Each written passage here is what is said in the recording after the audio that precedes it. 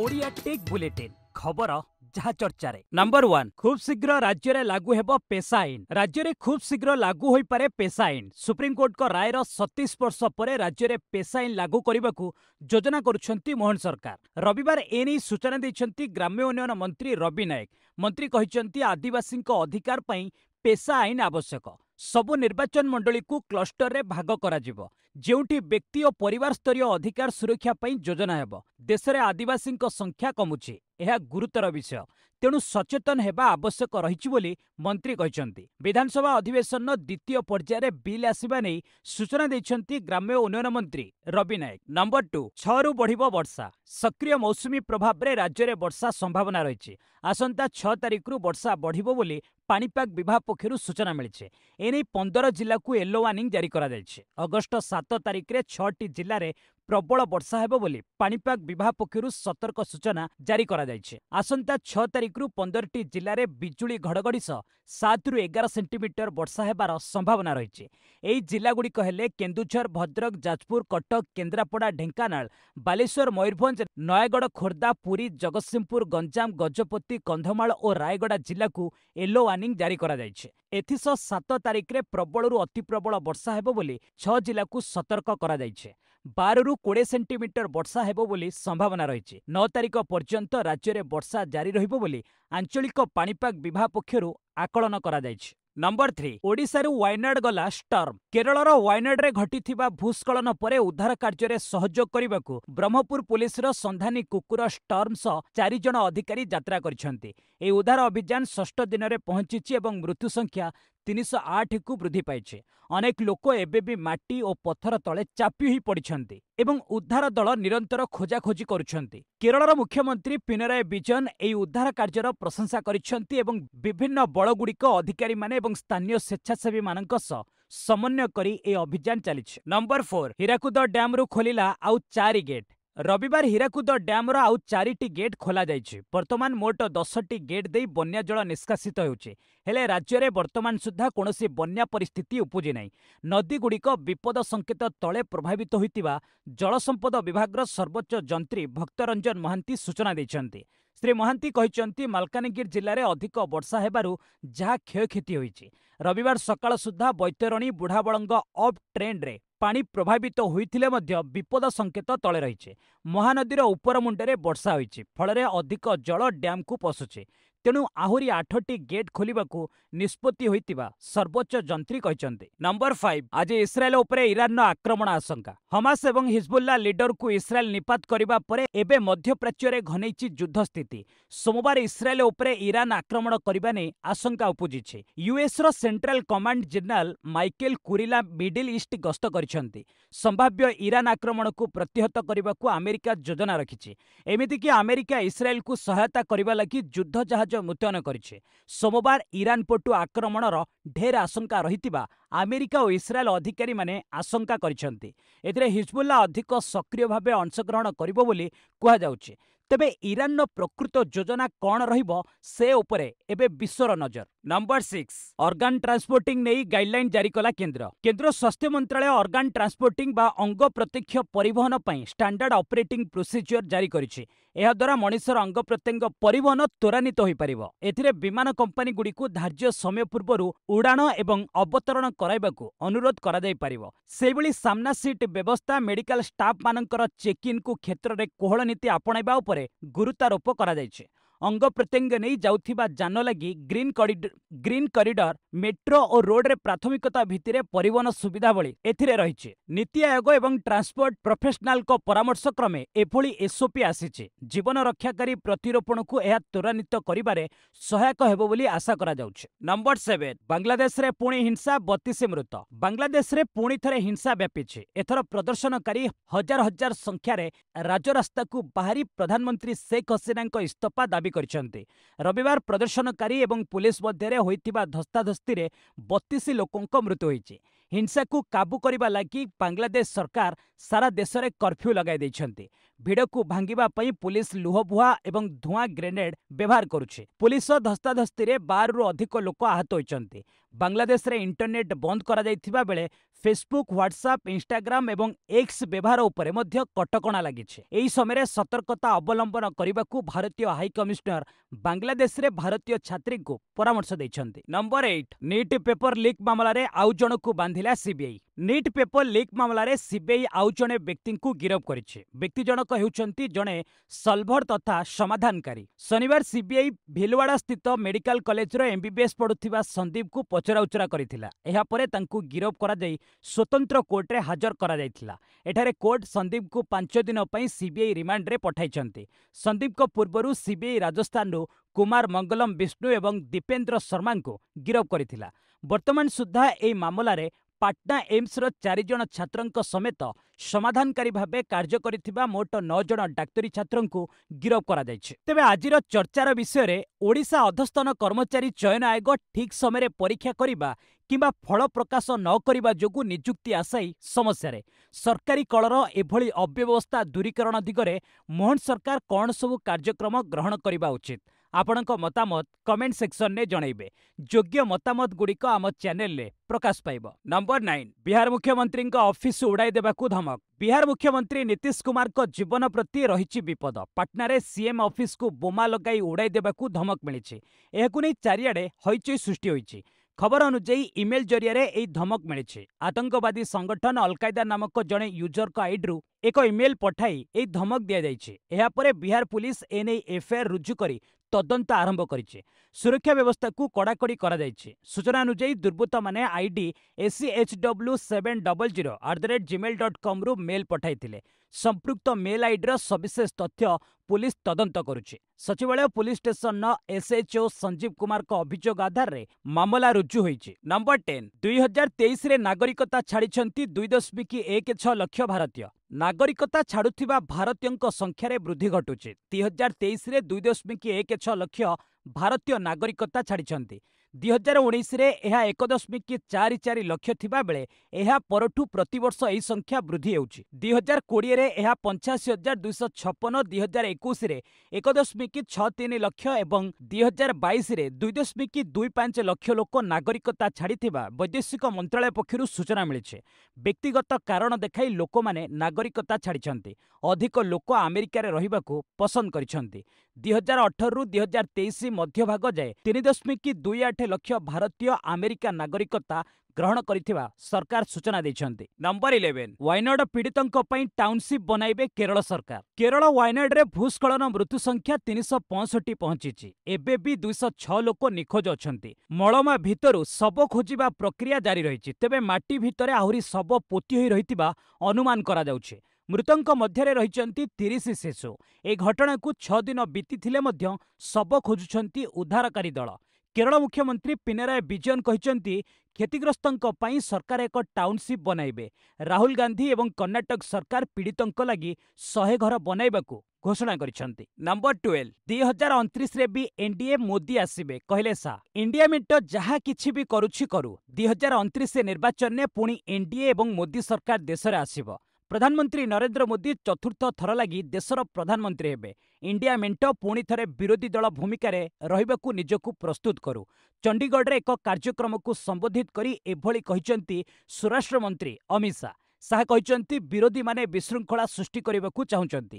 ବିରୋଧୀ ଭାବେ ରହି ତାଙ୍କୁ କାମ କରିବା ତରିକା ଶିଖିବାକୁ ହେବ। ସେମାନେ କହୁଛନ୍ତି ଆମ ସରକାର ଚାଲିବନି। ତେବେ ମୁଁ ସେମାନଙ୍କୁ ଆଶ୍ୱାସନା ଦେଉଛି ଯେ ଆମ ସରକାର କାର୍ଯ୍ୟକାଳ ସମ୍ପୂର୍ଣ୍ଣ କରିବ ଏବଂ 2029ରେ ପୁଣି ଥରେ କ୍ଷମତାକୁ ଆସିବ। ନମ୍ବର 13 ୱାକଫ ବୋର୍ଡ ସଂଶୋଧନ ଆଇନ ଆଣିପାରନ୍ତି ସରକାର। ବର୍ତ୍ତମାନର ୱାକଫ ଆଇନରେ ସଂଶୋଧନ ଆଣିବା ପାଇଁ ଆଇନ ଆଣିପାରନ୍ତି ସରକାର। ଏହି ଆଇନରେ ଆସିପାରେ ପ୍ରାୟ 40 ସଂଶୋଧନ। ନୂଆ ବିଲ୍ରେ ୱାକଫର କୌଣସି ବି ଜମି କିମ୍ବା ନିଜ ସମ୍ପତ୍ତି ଘୋଷଣା କରିବା କ୍ଷମତା ଉପରେ ରୋକ ଲାଗିପାରେ। 2 ଅଗଷ୍ଟରେ ବସିଥିବା ବୈଠକରେ ଏହି ପ୍ରସ୍ତାବକୁ ମଞ୍ଜୁରୀ ମିଳିଛି। ସେହିଭଳି ବର୍ତ୍ତମାନର ଆଇନରେ କିଛି ଧାରାକୁ ହଟାଇ ପାରନ୍ତି ସରକାର। ନମ୍ବର 14 ଅଗଷ୍ଟ 29ରୁ ଆରମ୍ଭ ହେବ ଦିଲ୍ଲୀ ବିଶ୍ୱବିଦ୍ୟାଳୟର ୟୁଜି ପାଠ୍ୟକ୍ରମ। दिल्ली विश्वविद्यालय 2024-25 प्रथम वर्षर स्नातकोत्तर पाठ्यक्रम एकाडेमिक कैलेंडर प्रकाश करिछि। अगस्ट 29 रे क्लास आरंभ हेबो बोली एएनआई रिपोर्ट करिछि। कार्यसूची अनुसार प्रथम सेमिस्टर अगस्ट 29 रे आरंभ हेबो। छात्र छात्री माने अक्टोबर 27 रु नवेम्बर 3 मध्य सेमिस्टर विरति नेबे। नवेम्बर 4 रे पुनः क्लास आरंभ हेबो। दिल्ली विश्वविद्यालय डिसेम्बर 24 रे सेमिस्टर शेष करिबो। परे छात्र मानकु प्रस्तुति पई समय दियाजिबो बोली एएनआई रिपोर्ट करिछि। नंबर 15 54,727 कोटी निवेश कले फॉरेन पोर्टफोलियो निवेशक। जुलाई मासरे देशर पुंजी बजार रे फॉरेन पोर्टफोलियो निवेशक माने उभय डेट एवं इक्विटी वर्ग रे 54,727 कोटी टंका निवेश करिसंती। नेशनल सिक्यूरिटी डिपोजिटरी डाटारू एहा जणा पड़िछि। इक्विटी वर्ग रे एमाने 32,336 कोटी टंका निवेश करिसंती। डेट वर्ग रे एहा 22,326 कोटी टंका रहिछि। उन्नत अभिवृद्धि आशा, सुधार कमिबा आशा एवं सरकारक वित्तीय श्रृंखला जोगु निवेशक माने भारतीय बजार प्रति आकृष्ट हेउतिबा जणा पड़िछि। तेबे आपण भाबुथिबे डेट सबु कौन? फॉरेन पोर्टफोलियो निवेशक संख्या बढ़िले भारतर की फायदा एवं साधारण निवेशकंक उपरे एहार की प्रभाव पड़िबो? वाणिज्यर विषय को नहीं आपणक मनरे अनेक प्रश्न आसुथिबो। तो सेही सबुर प्रश्नर उत्तर नहीं आसुछु आपणक पई एक विशेष साप्ताहिक कार्यक्रम रे जार ना हेउची ट्रिलियन भारत। देखिबाकू भूलिबेनी आज संध्या 7टारे केवल ओडिया टेक बुलेटिन रे। नंबर 16 चलित सप्ताह आसिबो 2 आईपीओ। चलित सप्ताह 2 कंपनी आनिबे प्राथमिक पब्लिक ऑफरिंग आईपीओ। एहा मध्यरे यूनिकॉमर्स ई सॉल्यूशन लिमिटेड एवं फास्ट क्रायर मूल कंपनी ब्रिजबीज सॉल्यूशन शामिल होइछि। एई 2 कंपनी रो आईपीओ 6 अगस्त रे आसिबो। ब्रिनबीज आईपीओ 6 रे खोलिबाकू थिबा बेले 8 अगस्त जाए निवेशक एथिरे निवेशर सुजोग पाइबे। एहा 12 अगस्त रे बॉम्बे स्टॉक बाजार एवं निफ्टी रे सूचीभुक्त हेबो। कंपनी 4,193 कोटी टंका बाजार रू उठाइबो। एहा मध्यरे 1,666 कोटी रो फ्रेश इश्यू एवं 2,527 कोटी रो ओएफएस शामिल होइछि। सर्वनिम्न 14,480 टंका निवेश करबाकू पड़िबो। सेहिबळी यूनिकॉमर्स ई सॉल्यूशन आईपीओ 6 रे खोलिबाकू थिबा 8 जाए बिडिंग करि परिबे निवेशक। एहा मध्य 13 रे उभय बीएसई एवं एनएसी रे सूचीभुक्त हेबो। 2,076 कोटी टंकार फ्रेश इश्यू आनिबो कंपनी। सर्वनिम्न निवेश 14,904 टंका रहिछि। नंबर 17 एप्पल ले अधा अंशधन बिकिले वारेन बफेट। अमेरिकार आरबपति निवेशक वारेन बफेट को कंपनी वर्कशेयर हाथवे एप्पल कंपनी रे 50% अंशधन बिक्री करि दैछे। एहा परे वारेन बफेट को cash stock record 267.9 billion dollar 23.20 lakh कोटी टंका छुईछे। कंपनी केते शेयर बिक्री करिछि से नै कोनोसी सूचना देइनी। तेबे द्वितीय त्रैमासरे एप्पल वर्कशेयर हाथवे रो निवेश 84.2 बिलियन डॉलर अर्थात 7.05 लाख कोटी टंका रहिছে। प्रथम त्रैमासरे यह 135.4 बिलियन डॉलर लाख कोटी टंका रहितिला। वर्कशेयर हाथवे अन्य कंपनी गुड़िकरे मध्य निज शेयर कम करिছে। द्वितीय त्रैमासरे कंपनी मोट 75.5 बिलियन डॉलर अर्थात 6.32 लाख कोटी टंकार शेयर बिक्री करिथिबा जणा पड़िছে। Number 18 long term capital gains रु 98,681 कोटी टिकस।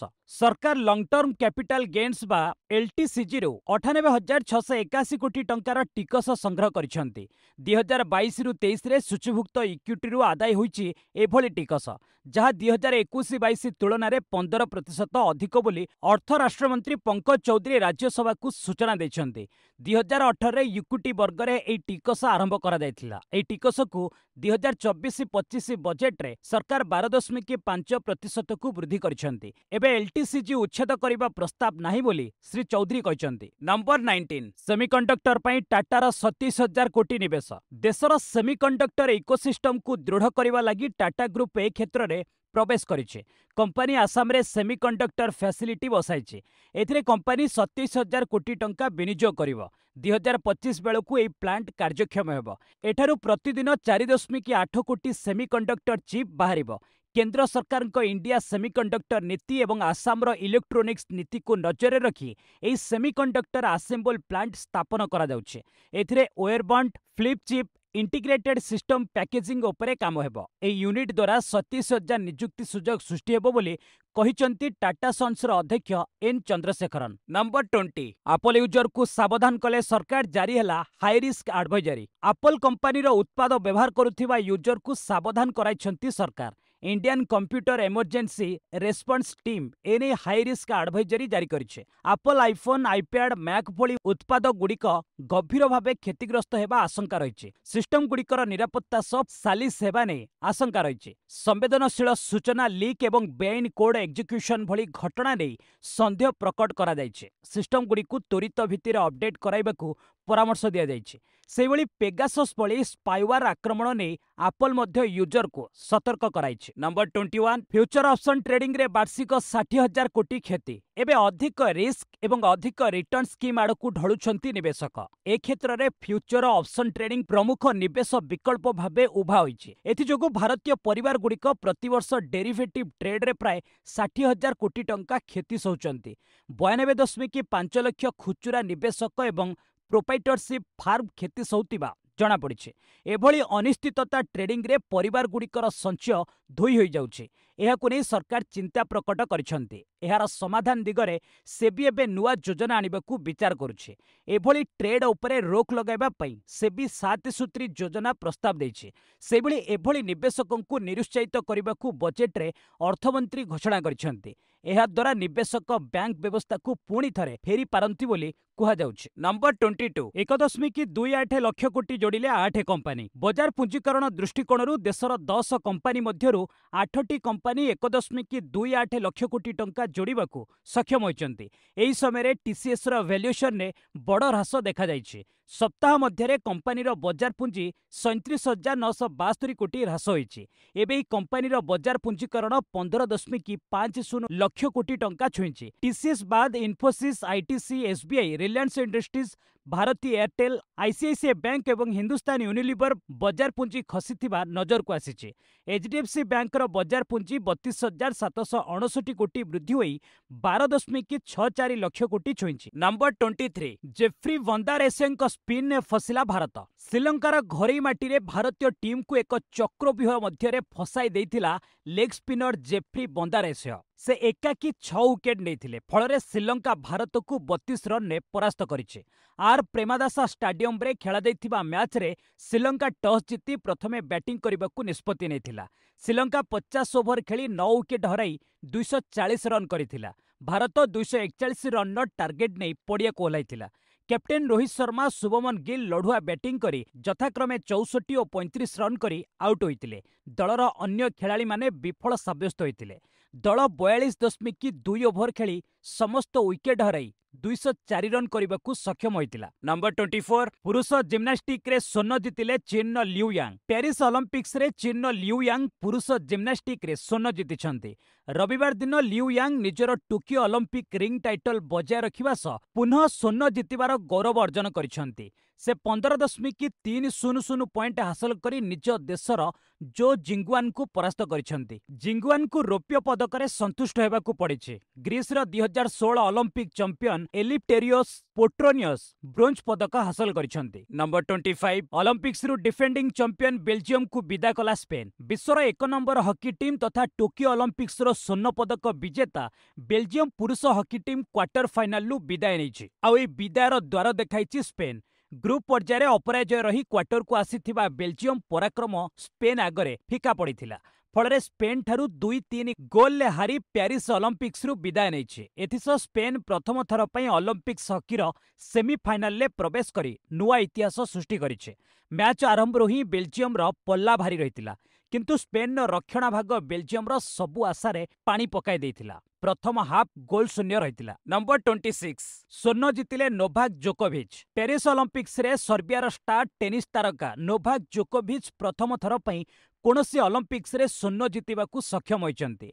रविवार पुरुष एकक टेनिस फाइनल ले से स्पेन कार्लोस अल्काराज को 7-6 7-6 रे हराई पेरिस ओलंपिक्स रे स्वर्ण पदक जीतिछंती। एथिसह 37 वर्षीय जोकोविच टेनिस इतिहास सबुठारु वयस्क खेलाड़ी भाबे ओलंपिक्स रे चैंपियन हेबार रेकर्ड करिसंती। स्पेन तारका तथा विंबलडन चैंपियन अल्काराज को पाखरे सर्वकनिष्ठ खेलाड़ी भाबे ओलंपिक्स रे स्वर्ण जीतिबार सुजोग हाथ छड़ा करिसंती। तांकू रौप्य पदक रे संतुष्ट हेबाकू पड़िछे। नंबर 27 जुलियन आल्फ्रेड विश्वर द्रुततम धाविका। पेरिस ओलंपिक्स 2024 रे 100 मीटर महिला स्प्रिंट रे सेंट लुसियार जुलियन आल्फ्रेड विजयी होइचंती। नीट रेकर्ड सहित आल्फ्रेड 10.72 सेकेंड टाइमिंग हासिल करी स्वर्ण पदक जीतिथिले। अन्य पक्षरे अमेरिकार सा कारी रिचार्डसन 10.87 सेकेंड टाइमिंग सह द्वितीय और मेलिसा जेफरसन 10.92 सेकेंड टाइमिंग सह तृतीय स्थान रे रही यथाक्रमे रौप्य और ब्रोंज पदक हासिल करथिले। उल्लेखयोग्य जे ओलंपिक्स रे यह सेंट लुसियार प्रथम स्वर्ण पदक। नंबर 28 ओलंपिक हॉकी सेमी रे पहुंचिला भारतीय दल। पेरिस ओलंपिक रो सेमीफाइनल रे पहुंची भारतीय हॉकी दल। क्वार्टर फाइनल मुकाबिला रे भारत ब्रिटेन को पेनाल्टी शूटआउट रे 4-2 रे हराइছে। फुल टाइम रे दुई टीम रो स्कोर 1-1 रहितिला। शूटआउट रे भारत लगातार 4टी गोल करने सक्षम होइतिला।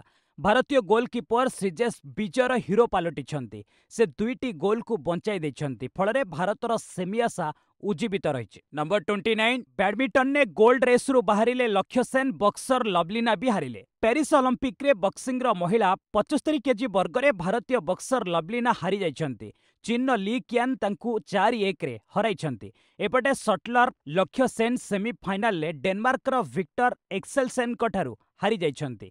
लक्ष्य एबे ब्रोंज मेडल लगी लड़िबे। पेरिस ओलंपिक रे भारत अद्यवधि 3टी पदक जीतिछि। प्रथम थर लगी शूटिंग रे देश पाइछि 3टी मेडल। नंबर 30 वायनाड भूस्खलन पीड़ितंकु 25 लाख टंका दान कले अल्लू अर्जुन। वायनाड भूस्खलन पीड़ितंकु साहाय्यर हाथ बढ़ाइछंती अभिनेता अल्लू अर्जुन। केरल मुख्यमंत्री रिलीफ पांठी को 25 लाख टंका दान करिछंती अभिनेता।